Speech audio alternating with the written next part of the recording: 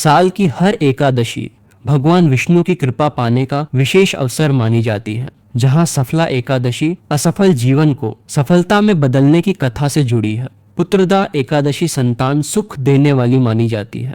षटतिला एकादशी दान और तिल के महत्व से पापों के नाश की कथा बताती है। जया एकादशी भूत प्रेत योनि से मुक्ति दिलाने वाली मानी जाती है।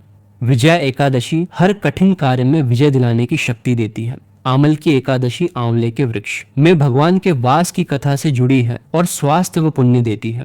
पापमोचनी एकादशी नाम के अनुसार पापों से मुक्ति देती है। कामदा एकादशी सभी इच्छाओं को पूर्ण करने वाली मानी जाती है। वरुथिनी एकादशी दुर्भाग्य को सौभाग्य में बदलती है। मोहिनी एकादशी मोह और भ्रम से मुक्ति दिलाती है। अपरा एकादशी भारी पापों को भी नष्ट करने वाली कही गई है।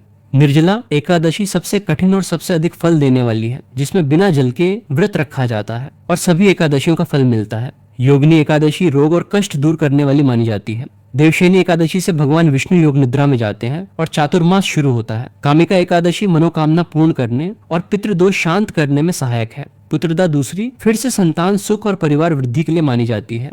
अजा एकादशी राजा हरिश्चंद्र की कथा से जुड़ी है और जीवन के कष्ट दूर करती है। परिवर्तनी एकादशी में भगवान करवट बदलते हैं और भाग्य परिवर्तन का संकेत देती है। इंदिरा एकादशी पितरों की मुक्ति और श्राद्ध के महत्व से जुड़ी है। पापांकुशा एकादशी पापों को समाप्त कर स्वर्ग प्राप्ति का मार्ग खोलती है। रमा एकादशी माता लक्ष्मी की कृपा और धन संपत्ति देती है।